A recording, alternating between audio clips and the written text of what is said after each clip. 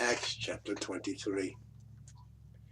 And Paul, earnestly beholding the council, said, Men and brethren, I have lived in all good conscience before God until this day. And the high priest Ananias commanded them that stood by him to smite him on the mouth. Then said Paul unto him, God shall smite thee, thou whitened wall. For sittest thou to judge me after the law, and commandest me to be smitten contrary to the law? And they that stood by said, Revilest thou God's high priest?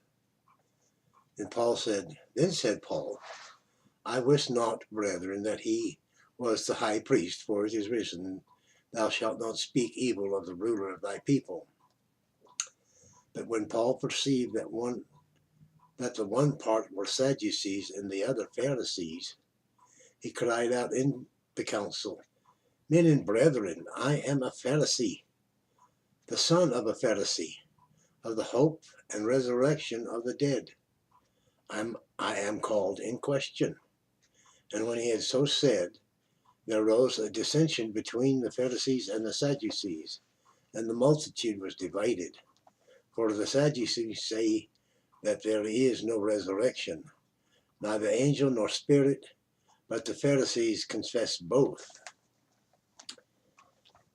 And there arose a great cry, and the scribes that were of the Pharisees' part arose and strove, saying, We find no evil in this man, but if a spirit or an angel hath spoken to him, let us not fight against God. And when there arose a great dissension, the chief captain, fearing lest Paul should have been pulled in pieces of them, commanded the soldiers to go down to take him by force from among them, and to bring him into the castle. And the night following, the Lord stood by him and said, Be of good cheer, Paul, for as thou hast testified of me in Jerusalem, so must thou bear witness also at Rome. And then it was day. Certain of the Jews banded together and bound themselves under a curse, saying that they would rather neither eat nor drink till they had killed Paul. And they were more than 40 which had made this conspiracy.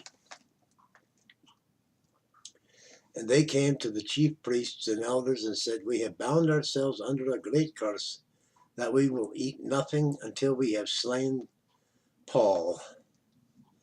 Now therefore ye with the council signify to the chief captains that he bring him down unto you tomorrow, as though ye would inquire something more perfectly concerning him. And we, or ever he come near, are ready to kill him. And when Paul's sister's son heard of their lying in wait, he went and entered into the castle and told Paul. Then Paul called one of the centurions unto him, and said, Bring this young man unto the chief captain, for he hath a certain thing to tell him.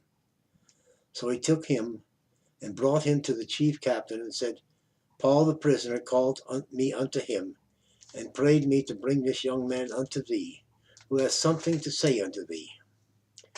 Then the chief captain took him by the hand, and went with him aside privately, and asked him, What is that thou hast to tell me?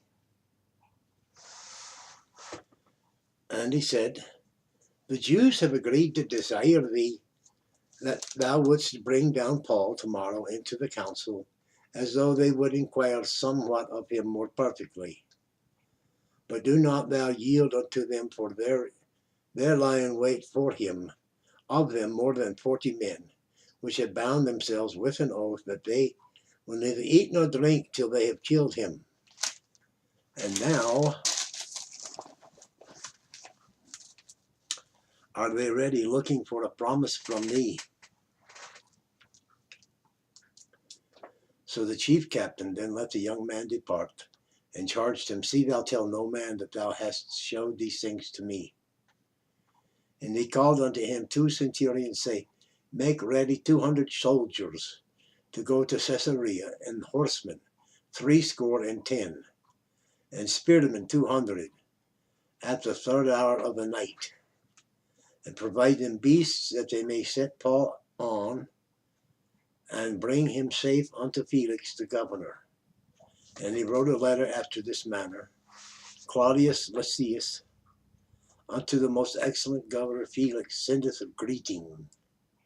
This man was taken of the Jews, and should have been killed of them. Then come I with an army, and rescued him, having understood that he was a Roman. And when I would have known the cause whereon they accused him, I brought him forth into their council, whom I perceived to be accused of questions of their law, but to have nothing laid to his charge worthy of death or of bonds. And when it was told me how that the Jews had laid wait for the man, I sent straightway to thee, and gave commandment to his accusers also to say before thee what they had against him. Farewell.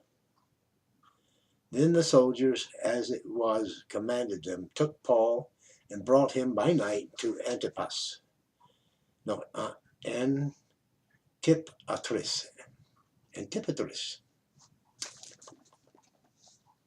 On the morrow they left the horsemen to go with him, and returned to the castle, who, when they came to Caesarea and delivered the epistle to the governor, presented Paul also before him. And when the governor had read the letter, he asked of what province he was. And when he understood that he was of Cilicia, I will hear thee, said he, when thine accusers are also come. And he commanded him to be kept in Herod's judgment hall. That concludes Acts chapter 23. Thank you for viewing. Like, share, comment, subscribe. Welcome to our wee tribe. Do good one to another. Go and sin no more. Whosoever shall be saved shall call upon the name of the Lord. Ta.